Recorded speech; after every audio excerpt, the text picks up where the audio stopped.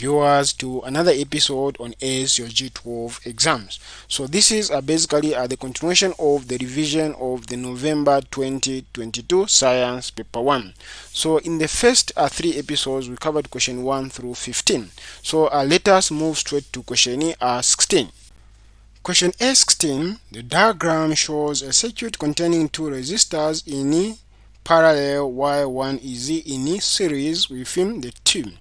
The EMF from the battery is 20 volts. Find the reading of the ammeter when the switch is open and when it is closed. So what is the reading on the ammeter? So the reading on the ammeter is basically current. And how do you find current? So current is equal to basically voltage divided by total resistor. So now we are going to have 2 scenarios where we have basically the switch is open, this switch. So we shall call this to be resistor 1, then resistor 2, then resistor 3. So when the switch is open, the total resistor in this circuit will just be R1 plus R2 because these two are in series. Then basically we are going to have a total resistor equal to basically R1 plus R2. That's the first case. Then when the switch is closed, the total resistor now is going to be basically we find the combined resistor of these two in parallel. Then basically we add this to that one, so it will just be basically R1 plus R2 multiplied by R3 over R2 plus R3, like that. So let us start with the first case when it is open. So it will be basically 3 plus 2 ohms, we get a 5. Then after getting the 5, then we can proceed to finding basically the current. So when it is open, the current will be basically, let me use the lead here, so the current will be equal to basically 20 divided by total resistor, which is 5. We are going to get 4 basically amps. So 4 amps will be basically the reading when it is open. You can even see from here that there is only one with a 4, which is that one. So you notice that in this case C would be correct. But here we can also let us now prove that what will be the current when it is closed will be basically 5. So let us find the combined resistor using that. So let me just use a black one so that to distinguish. So we're going to have the 3 itself, then plus now 2 multiplied by 2 over basically 2 plus 2. So it will be equal to 3, then plus 2 times 2 is a 4 divided by 2 plus 2, which is a 4. So we're going to have basically 3 plus 1, which is equal to basically 4 ohms. So now this 4 ohms will be basically the combined resistor in the circuit when basically this switch is closed. Then what will be now the current? So the current is equal to now basically 20 divided by these 4 ohms, which is 4. Then we're going to get basically the 5.0 amps. So you notice that C would be correct. Let us look at question A17. The following diagram shows a device that is used to generate electricity. Which diagram shows the graph of electricity generated? So basically we have a rotation, then we have the brush, then we have commutator. Then basically what will be the guiding principle? So the guiding principle is the fact that we need to know that the alternating current basically use the slip rings.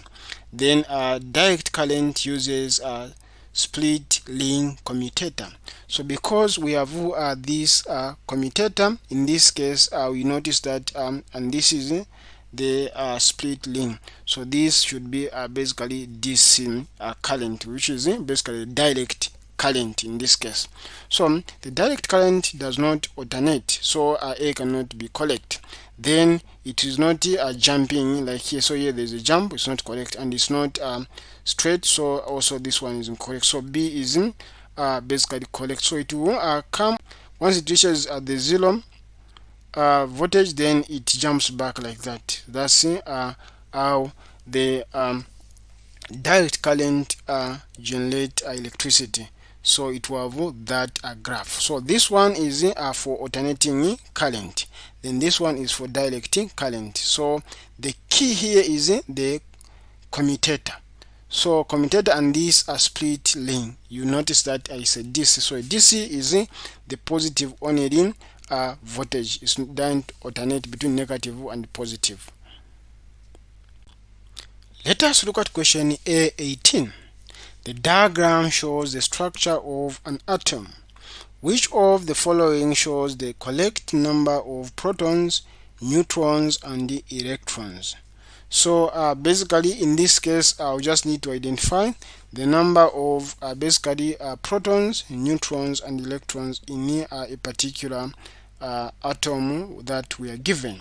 So what you need to know is the fact that when you have a neutral atom, basically we are going to have the positively charged protons and the neutrons that are basically in the nucleus of that particular atom.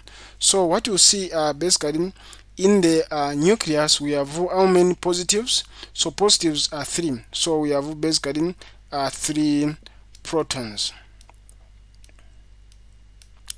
Then you also notice that we have these that are uncharged, these that have got no charge. So these are also basically 3 neutrons. Then we've got also these that are negative charge, which is in the shells. These are also basically 3 electrons. So we have 3 protons, 3 neutrons, then 3 electrons. So in terms of protons, we have basically 3, which is here, then neutrons 3, then electrons 3. So B is the correct answer.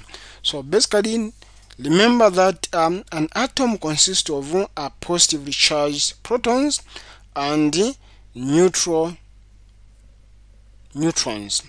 These are found in the nucleus. Then the negative charged particles, which are called electrons, are found in the outer shells. So of those shells, the inner, then until the last one. So then because of that, you notice that the number of positive charged protons and the negative charged electrons are equal, giving us a net 0 charge for a stable atom. So this is what you are noticing. Hence B is what is correct. So just take note of that. Let us look at question A19. Which of the following equations correctly shows fusion reaction? So basically in this case is fusion. Now remember we have fusion and fission reaction. So you have to learn to distinguish the two. So when you're talking about basically a fusion, the one that we have, then basically we're referring to basically a reaction in which 2 light nuclei merge to form a single heavier nucleus. So in this case we need to look for 2 light nuclei that are combining to form a heavier basically nucleus. Then in that process even the energy is released. So if you look at A, we are combining 2 basically hydrogen atoms to give us basically this heavier helium atom, and the energy is released. Then also release basically 1 neutron. Then this A would qualify to be a fusion reaction. Then if you look at B is not basically combining. There is no combination here. Then also C, there is basically breakdown. So in this breakdown is what we know as fission reaction. So fission reaction is basically the process in which basically a large nucleus, like in this case this one, split into 2 smaller nuclei with basically energy being released. So this one is breaking down into this one and that one, and energy is released. So this one is not a fusion but in a fission reaction. So make sure that you have the understanding of that.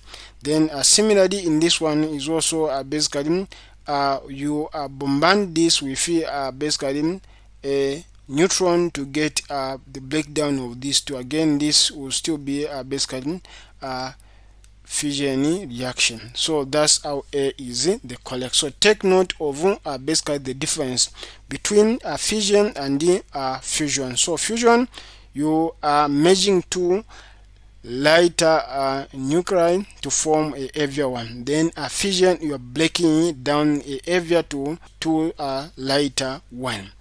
Then we look at question 820.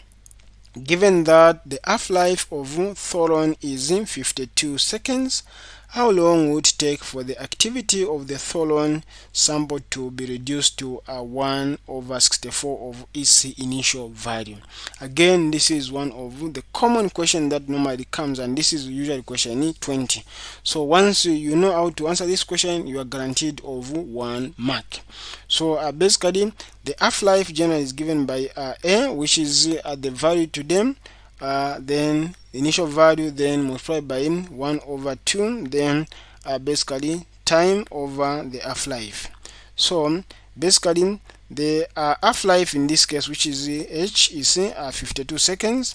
Then basically, we have the initial value, which we don't know. We shall just call it basically 1, because this is 1 as 100%. Then the current is this one. So what we have is 1/64 of 1. So it will be basically this one. Then over time, we multiply by 1/64. Then we are going to have 1/64 as the current. Then is equal to 1 multiplied by 1/2. Then time is what we're looking for over half-life, which is 52 seconds. Then basically, at this point, what we are going to have is basically 1 over basically 64 equals basically half to the power t over 52. So what is key is basically expressing this one as basically an index in this format. So this what we are saying is how many times can we multiply a number itself to give us 1/64. So that number could be basically half. So basically what we do is half, we raise it to the power basically 6. This tells us basically 1/2 multiplied by 1/2 multiplied by 1/2. How many times 6? So it will be 2 times 2, which is basically 4 times 2, which is 8, then times basically 2, which is 16, then times 2, 32 times 2, which is 64. So basically we need to multiply this half by itself how many times? 6 times to give us basically 1/64. So basically this tells me that I have 1/2 raised to the power 6 is the same as basically 1/64. That's what it tells me. So I need to multiply 1/2 itself 6 times to give me 1/64. Then this we equate it to this one. So we are going to have basically half. Then we have t over 52. Then basically because these bases are the same, that's the goal. The goal is to ensure that these bases are the same. Then if these bases are the same, then it means the powers are equal. So you see 6 is equal to t over 52. Then t is equal to basically we just cross multiply 6 times 52. So once we multiply, we're going to say 6. So 6 times 2 is basically 12, carry 1, then 6 times basically 5 is 13, then plus 1 we have 31. So we're going to have 312 seconds. So you notice that D is the correct answer. So when you're doing this question, is basically start with at this part, then ensure that this value given to you is expressed as an index raised to the power something but as that a function. Then you ensure that these the brackets are the same, then you equate the powers, then you solve 14, then you're going to have that answer. So please join me in the next episode as we start looking at section B extensively. Thank you viewers for watching this episode. If you find this video to be helpful, please consider liking, and also if you're new to this channel, consider subscribing. By liking, subscribing and sharing, you are going to help us improve our visibility.